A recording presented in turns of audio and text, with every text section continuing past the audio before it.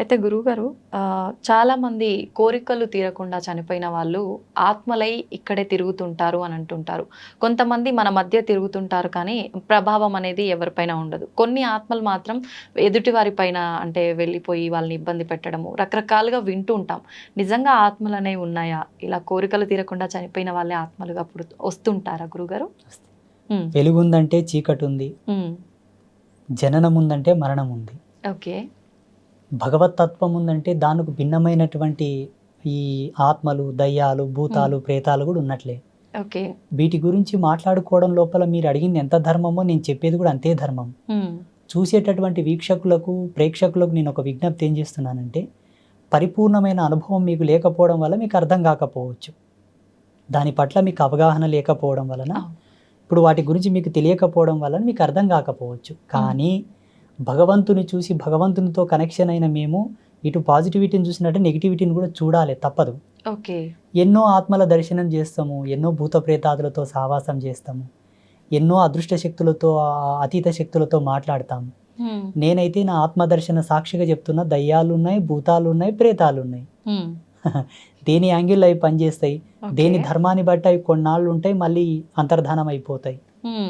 కోరికలు తీరకుండా చనిపోయిన వాళ్ళు తప్పకుండా ప్రేతంగా మారుతారు.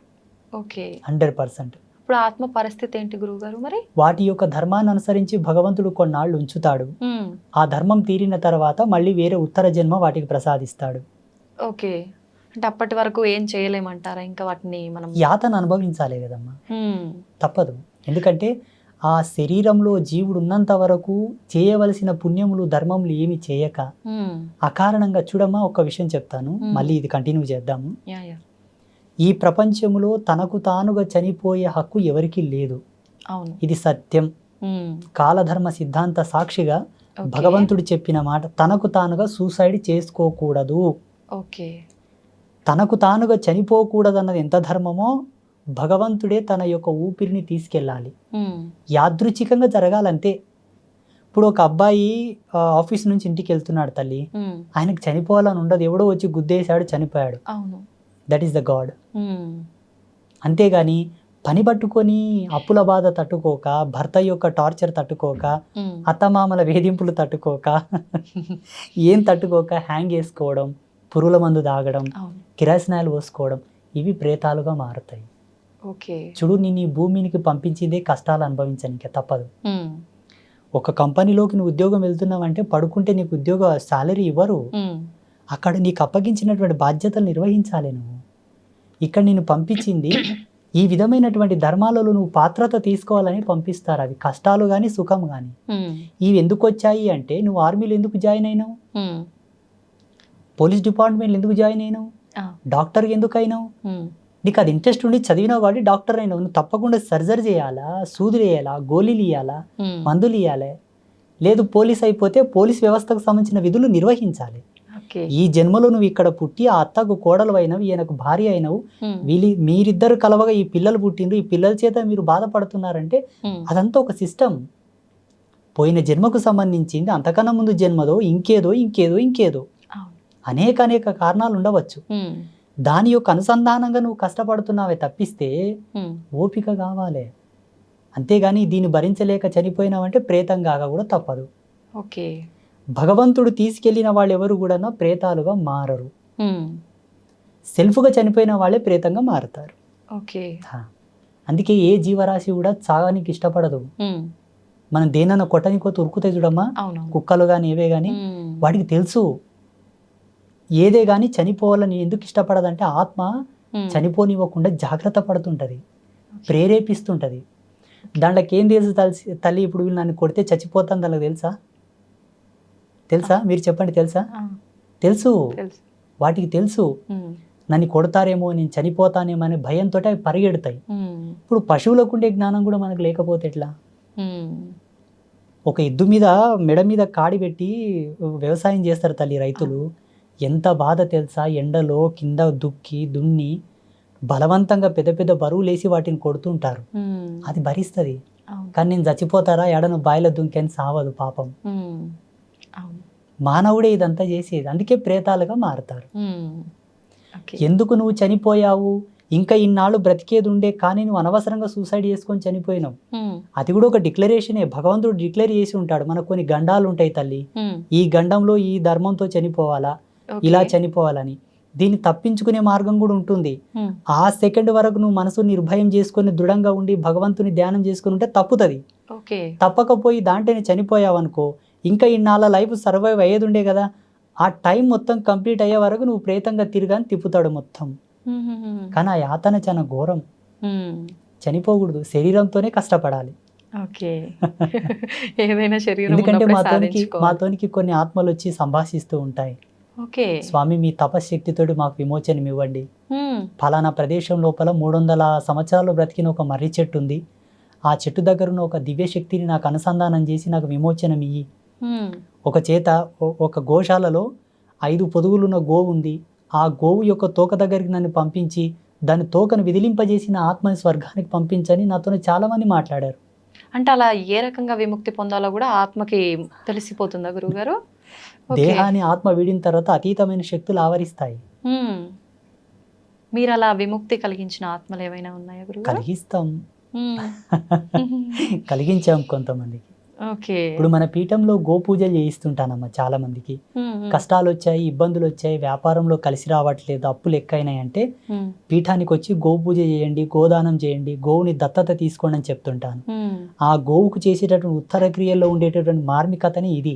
వాళ్ళ పితృదేవతలు ఘోషిస్తూ ఉంటారు, మాకు కనిపిస్తావన్నీ. నేను చెప్తుంటాను ఇలా చేయండి నాయన అని. ఆ గోవు యొక్క తోకకు వాళ్ళ పేర్లు గోత్రనామాలు రాసి కట్టిస్తాను. గోవు తోక విదిలించేసరికి వాడు సరాసరి వెళ్ళిపోతారు. చాలా మందికి చేశాను నేను, లెక్కనే లేదు అసలు. మా యూట్యూబ్లో చాలా మంది వీడియోస్ అవే ఉంటాయి గోపూజ చేసేవి. కొందరు గంగానది దగ్గరికి వెళ్ళి అక్కడ కొన్ని పూజలు చేసి పంపించాను, కొందరిని మానస సరోవరంకి పంపించాను, కొందరిని రామేశ్వరంకి పంపించాను, కొందరిని హంసల దీవికి పంపించాను. ఎవరి పాపకర్మను బట్టి ఎవరి ధర్మాన్ని బట్టి వాళ్ళకి ఆ ప్లేస్ నిర్ణయించబడుతుంది. అంటే అది మీకు అంటే భగవంతుడు ఏమైనా ఆజ్ఞిస్తాడా గురువు గారు, ఎవరెవరి కర్మల్ని బట్టి ఏ ప్లేస్ కి పంపించాలి, ఏంటి, ఏ రకంగా చేయాలి అని? అనుభవస్తుడైన వైద్యుడు మనిషిని చూడగానే రోగం యొక్క సిమ్టమ్స్ చెప్తాడు. అవును. కండ్ల కింద బ్లాక్ డార్క్ సర్కిల్స్ వస్తే, ముఖంలో ఫేస్ రీడింగ్ అంతా చేంజ్ ఉంటే నాడి పట్టుకొని చెప్తాడు. లేదు స్టెథోస్కోప్ పెట్టి పల్స్ రేట్ని కానీ హార్ట్ బీట్ని బట్టి చెప్తారు. ఇంకా కొంత తెలుసుకోవాలి, అంతకు అర్థం కాలేదంటే టెస్టులు చేస్తారు, బ్లడ్ శాంపిల్, యూరిన్ శాంపిల్ తీసుకొని. మేము కొన్ని ప్రక్రియల ద్వారా చూస్తాం. కొందరి చూడగానే తెలిసిపోతుంది, కొందరిని రేఖాగణితం చూసి చెప్తాము, కొందరి జాతక విశ్లేషణ చేసి చెప్తాము. ఇవేవి కాలేదంటే అమ్మవారి చెంతన ధ్యానంలో కూర్చొని పలానా వ్యక్తి పలానా గోత్రజుడు అంటే మొత్తం దర్శనం వస్తుంది. అప్పుడు చెప్తాం, ఈ వారం వచ్చావు, ఈ వారం వచ్చాం, వచ్చే వారం రానాయన నీకు అంతా చెప్తానంటాను. ఆయన గోత్రనామాలు తీసుకొని వచ్చే వారం ఆయనకు మొత్తం చెప్తాను, నేను ఇట్లుంది ఇలా చేసుకోపో అని చెప్తాను. మా పీఠంలో ఎవరి కానీ మేము డేట్ ఆఫ్ బర్త్ కానీ రాశి కానీ నక్షత్రం కానీ అడగం, ఓన్లీ గోత్రం పేరు. మీరు ఎవరినైనా కనుక్కోండి, శ్రీపీఠానికి అంబాత్రయ క్షేత్రానికి ఎవరు వచ్చినా నీ పేరేంటి, నీ గోత్రం ఏంటి, ఈ నక్షత్రాలు రాసులు ఈ డేట్ ఆఫ్ బర్త్ నేను అడగాను. ఇదంతా ఒక బిజినెస్, బట్ ఆ సిద్ధాంతం అది కాదు. మేము జ్యోతిష్యం బాగా నమ్ముతాం. జ్యోతిష్యం ఎందుకు వచ్చింది, జ్యోతిష్యం మీద ఉండే విలువలు ఏంటనే పరిపూర్ణమైన సమగ్ర వివరణ మాతో ఉన్నది. కానీ మేము జ్యోతిష్యాన్ని వ్యక్తుల జీవితంతో ముడిపెట్టాము, పాపం తగులుతుంది. కానీ చాలా మంది పండితులు చెప్తుంటారు, పుట్టిన సమయము, ప్లేసు, నక్షత్రము ఇవన్నీ ఉంటేనే కరెక్ట్గా మన జాతకం అనేది చెప్పబడుతుంది అని. ఇంతకుముందు మీరే చెప్పారు, అన్ని చూసుకున్నాక కూడా ఎందుకు కష్టాలు వస్తున్నాయి గురూజీ అని. చూడమ్మ, జీవన విధానం బహు విధములైనటువంటి పరివర్తనంతో ఉండేటటువంటి విధానం అది. జీవించే జీవుడు ఎంత ధర్మంతో ఉన్నాడో దాని ధర్మాన్ని బట్టి మనకు పంచాంగం యొక్క రిఫ్లెక్షన్ ఉంటుంది. కాకపోతే జీవించే జీవన విధానం వేరు ఉంటుంది. మళ్ళీ పంచాంగం దగ్గరికి ఎట్టి వచ్చి మొరపెట్టుకోవడం అది ధర్మం కాదు. ఎందుకంటే ఇప్పుడు ఒక స్మార్ట్ ఫోన్ ఉంది, అది 5G నెట్వర్క్ సపోర్ట్ చేస్తేనే మనం 5G సిమ్ వేసుకోవాలి. దాంట్లో అది సపోర్ట్ చేయనప్పుడు మనము ఆ సిమ్ వేసుకున్న లాభం లేదు, ఆ బ్యాలెన్స్ వేసుకున్న లాభం లేదు. అంతే కదా. ఇప్పుడు పంచాంగం అనే గణచక్రం మనకు సపోర్ట్ చేయాలన్నా మనకు అంత ధర్మ పరాయణులమై జీవించాలి. అప్పుడే కదా దాని యొక్క మెలకులు మన మీద ప్రభావం చూపిస్తాయి. నీ వరకు నువ్వు బ్రతికి తర్వాత మళ్ళీ నాకు పంచాంగం చెప్పు, నాకు ముహూర్తం చెప్పు, నాకు బలం చెప్పు అంటే అది ధర్మం కాదు. కొందరు భక్తులు దేవతలకి పండగలు అలా పూజలు చేసినప్పుడు బలులు ఇస్తుంటారు. నిజంగా అలా బలులు ఇవ్వటం కరెక్టే అంటారా? ఈ బలులు ఇచ్చే ఆచారం ఉందంటారా నిజంగా? సత్య సనాతన ధర్మం యొక్క సాక్షిగా, వేదాంత ధర్మం యొక్క సాక్షిగా లేదు. హ్మ్. బలి అనేది సనాతన ధర్మంలో లేదు. ఓకే. ఇది కొంత మధ్యకాలం లోపల అప్పట్లో అకాలమైనటువంటి కరువు వచ్చింది. హ్మ్. మనుషులకు తినడానికి తిండి లేదు. ఓకే. ఇప్పుడంటే డ్రిల్ చేసి బోర్లు వేసి నీళ్లు పైకి తీస్తున్నారు. సకాలంలో మనకు నీళ్లున్నాయి.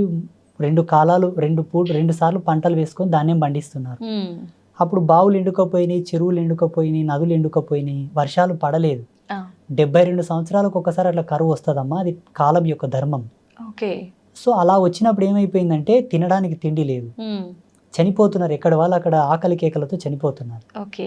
ఎవరో ఒక పుణ్య స్త్రీయో ఒక పుణ్యపురుషుడు శరీరంలోకి భగవంతుడు ఆవహించి హ్మ్. ఒక ఆజ్ఞ ఇచ్చాడు. ఓకే. గెట్టలు ఉన్న జీవులని చంపుకొని తినవచ్చు, హ్మ్. నీకు నీవుగా సెల్ఫ్గా చంపొద్దు, నీకు పాతుకం తగులుతుంది కానా, హ్మ్. దాన్ని తెచ్చి నా ముందల జటకా ఇచ్చి దాని గొంతు నా ముందల కోసి పక్కకు తీసుకెళ్ళి తిను. హ్మ్. కొంతకాలమే, ఓకే. కొన్నాళ్ళకు వర్షాలు పడతాయి, మళ్ళీ పుష్కలంగా నీళ్లు నిండుతాయి. హ్మ్. యథాతథంగా వ్యవసాయం చేసుకొని కాసిన పండ్లను, కాయలను, దుంపలను, ధాన్యపు రాసులను పండించుకొని తిను, హ్మ్. వీటిని పక్కకు పెట్టని చెప్పారు. అలా జరిగింది, అక్కడి నుంచి మొదలైంది ఇది. హ్మ్. హ్మ్. హ్మ్. అలా కొనసాగినటువంటి ఈ ఆచారము, దేవుళ్ళ ముందల జటకా చూపించి కోసుకొని తినే ఆచారము పోను పోను మానవుడికి రుచిగా మారి కంటిన్యూ చేశారు దాన్ని. ఓకే. ఒక 3 జనరేషన్స్ వెళ్ళిన తర్వాత ఏం మొదలు పెట్టారంటే, హ్మ్. మా తాతలు ఇలాగే చేశారండి, హ్మ్. మా తాతలు ఇట్లే కోసుకొని తిన్నారు, అమ్మవారికి ఇట్లే కోయమన్నారు, ఇంకోస్తున్నారు. ఇది మా వంశపారంపర్యంగా వస్తున్న ఆచారం. ఇలా. ఇప్పుడు బంద్ చేయండి నాయన, వద్దు అది తప్పన్నా, హ్మ్. అయ్యో వీటిని మేము అమ్మవారికి బలి ఇవ్వకపోతే మళ్ళీ ఏమైనా అవుతుందేమో, అవునవును. మాకేమైనా కీడు జరుగుతుందో అదొక అపోహ. హ్మ్. వాస్తవం చెప్పాలంటే ఈ భూప్రపంచంలో 2 ధర్మాలు ఉన్నాయి తల్లి. ఒకటి సాధు జన్మ, ఒకటి క్రూర జన్మ. ఓకే. మనిషి క్రూర జన్మనా, సాధు జన్మనా? క్రూరనే గురువుగారు. మనిషి క్రూరుడేనా? హ్మ్. అయితే తినవచ్చు. అంటే మాంసాహారం జంతువుల్ని బలిచ్చి తీసుకొని తింటున్నారంటే క్రూరులు అన్నట్టే కదా గురు. ఇప్పుడు జంతువులు ఇప్పుడు ఇంకొక జంతువుని తింటుంటాయి. ప్రతి మానవుడు నేను క్రూరుణ్ణి అని ఒప్పుకుంటే మాంసం తినొచ్చు తల్లి. హ్మ్. హ్మ్. లేదు నేను క్రూరుని కాను, హ్మ్. నేను సాధువుని. సాధువుని అంటే మాలాగా కాదు. సాధుత్వం అంటే అర్థం ఏంటంటే ఎవరిని హింసించక, హ్మ్. ఎవరిని బాధ పెట్టక, ఎవరి జోలికి వెళ్లకుండా తనకు తానుగా ధర్మంగా బ్రతికే ప్రతి జీవిని సాధువుతో పోల్చవచ్చు. ఇప్పుడు అట్లా ఇప్పుడు ఎవరున్నారు సోకాళ్ళు గురువుగారు? సాధువు అంటే మమ్మల్ని అనుకుంటుంటారు. మిమ్మల్ని, నో నో, సాధుత్వం అనేది అది కానే కాదు. ఓకే. క్రూరత్వం, సాధుత్వం రెండే. హ్మ్. క్రూరత్వం ఏంటంటే ఇప్పుడు సింహం ఉంది తల్లి, అవును. క్రూర తన ఆకలే ప్రధానం. అది జింక పిల్లనా, జింకనా, కుంటిదా, గుడ్డిదా దానికి సంబంధం లేదు. లేదు. అది నిద్రపోతుందా, పడుకున్నదా, ఏం చేస్తుందో సంబంధం లేదు. అవును. వెళ్ళడం, చంపుకోవడం, తినడం, పడుకోవడం. ఇది క్రూర జన్మలకు ఉండేటటువంటి విలువలు. హ్మ్. ఇప్పుడు ప్రస్తుత సమాజంలో తన కడుపు కోసం, తన ఫ్యామిలీని మంచిగా సుఖ సంతోషాలతో చూసుకోవడం కొరకు అందరినీ చంపుతాం, పొడుస్తాం, అన్నీ ఆకృత్యాలు చేసి మళ్ళీ నా ఇంటికి వస్తామంటే క్రూర జన్మలే. అవును. అంతే కదా. అవును. ఇప్పుడు మనిషి జన్మకు ఒక ధర్మం ఉంది తల్లి. ఎన్నాళ్ళు బ్రతికినా చలిచీమకైనను అపాయం తలపెట్టకుండా బ్రతుకు, హ్మ్. అప్పుడు ఉత్తముడవై బాసిల్లేదవుగా కానీ మనకు శాస్త్రాలు చెబుతా ఉన్నాయి. ఓకే. అట్లాంటప్పుడు సమాజంలో వ్యాపార ధోరణిలో కొందరిని మోసం చేయాల్సి వస్తుంది కదా స్వామీజీ అనుకోవచ్చు. హ్మ్. వ్యాపారంలో ఒక 10 రూపాయల ప్రోడక్ట్ని 15 రూపాయలకు అమ్మాలి, అవును. అప్పుడే లాభాలు వస్తాయి, వ్యాపారం ఇంకొంత విస్తరణ జరుగుతుంది, వృద్ధి 10 మందికి చెందుతుంది. ఉపాధి ఇస్తాం, హ్మ్. మీరు కూడా కొంత సుఖ సంతోషాలతో జీవిస్తారు. అవును. ఆడ కౌంటర్ మీద కూర్చున్నందుకు వాళ్ళకు కూడా 10 రూపాయల కూలి వస్తుంది. అవును. దీనికి ధర్మం ఎప్పుడు నిషిద్ధం చెప్పలే, అది ఓకే. జీవన భృతి.